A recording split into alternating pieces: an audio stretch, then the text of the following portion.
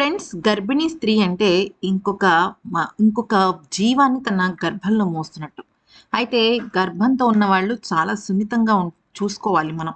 అయితే మనం సాధారణంగా బయటకి వెళ్తున్నా, రోడ్డు మీద వెళ్తున్నా కూడా గర్భిణీ స్త్రీలు కనపడితే మనం చాలా గౌరవ మర్యాదలు ఇస్తాం. ఎందుకనంటే వాళ్ళ లైఫ్‌లో గనక మనం చూసినట్టయితే ఎన్నో కష్టాలు పడే ఒక ఫేజ్ అది. ఒక అమ్మగా తను ఇంకొక జన్మ ఇవ్వబోతోంది అని మనం రెస్పెక్ట్ ఇస్తాం. కానీ బెంగుళూరులో ఒక వింత సంఘటన చోటు చేసుకుంది. అయితే ట్రాఫిక్ సమస్య అనేది ఎంత దారుణంగా ఉంటుందో మనకందరికీ తెలుసు. కానీ ఒక గర్భిణీ స్త్రీ భర్త ఎంత అద్భుతంగా పోరాడాడంటే ఏకంగా ట్రాఫిక్ పోలీసులకే ఎదురెళ్ళాడనమాట. అసలు జరిగిన పెద్ద దారుణం ఏంటో ఒకసారి తెలుసుకుందాం. భారతదేశపు సిలికాన్ వ్యాలీలో చిక్కుకుపోయి విసుగు చెందిన ఒక భర్త ఇంకా రోడ్డు పైన బైఠాయించి నిరసన తెలిపాడు. సోషల్ మీడియాలో ఇది చాలా వైరల్‌గా మారింది.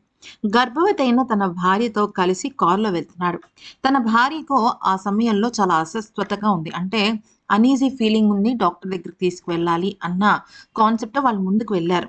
కారులో బయలుదేరి వెళ్లారు. అయితే అదే సమయంలో కర్ణాటక గవర్నర్ అయిన ధవార్ చంద్ కాన్వాయ్ కోసం ఓల్డ్ ఎయిర్‌పోర్ట్ రోడ్ పైన వాహనాలన్నీ నిలిపేశారనమాట. అంటే ఒక రాజకీయ నాయకుడి సమయం ఎంత విలువైందో, ఒక సాధారణ పౌరుడి సమయం కూడా అంతే విలువైంది అంటూ ట్రాఫిక్ ఇన్స్‌పెక్టర్‌తో తన పోరాటాన్ని స్టార్ట్ చేశాడు. ఎందుకంటే దాదాపుగా 35 నిమిషాల పాటు అదే రోడ్‌లో వాళ్ళు వెయిట్ చేయడం జరిగింది. ఆ కాన్వాయ్ వెళ్ళక ముందు, వెళ్తున్నప్పుడు, వెళ్ళిన తర్వాత ఇలాగ దాదాపుగా 30-40 నిమిషాల పాటు ఆ గర్భిణీ స్త్రీ మండు టెండలో ఇక చాలా ఆవేదనతో వెయిట్ చేసింది. ఇక లాభం లేదని చెప్పి తన భర్త రంగంలోకి దిగాడు. "నా భార్య గర్భవతి. మాకు పనులుంటాయి. మీరెందుకు సిగ్నల్‌ని అడ్డుకుంటున్నారు? ఒక గవర్నర్ వీవీఐపీ అయితే మనిషిలో ప్రాణాలను మీరు పట్టించుకోరా? అయితే మేము కూడా వీఐపీయే కదా!" అంటూ రోడ్డు పైన బైఠాయించాడు. అయితే అతనికి సపోర్ట్‌గా ఎవరు రాకపోవడం చాలా అంటే చాలా ఆశ్చర్యకరమైన విషయం.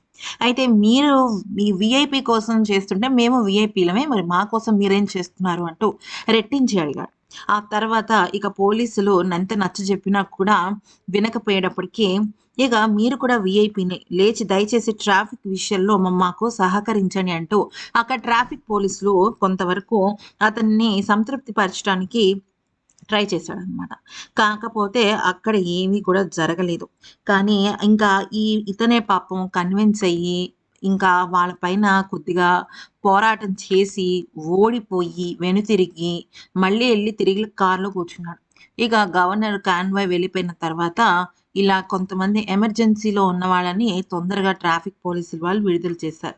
అంటే ఒక మనిషి ఇబ్బందుల్లో ఉన్నాడు అని గ్రహించకుండా గవర్నర్ కాన్వాయ్ వెళ్తే కానీ మేము మీకు పంపించము అంటే సమయం ఎవరి కోసం ఆగదు కదా!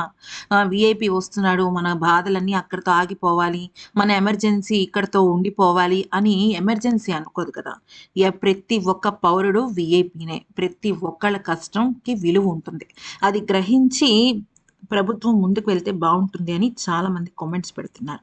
ఈ వీడియో గనుక నచ్చినట్టయితే లైక్ చేసి సబ్స్క్రైబ్ చేసుకోండి.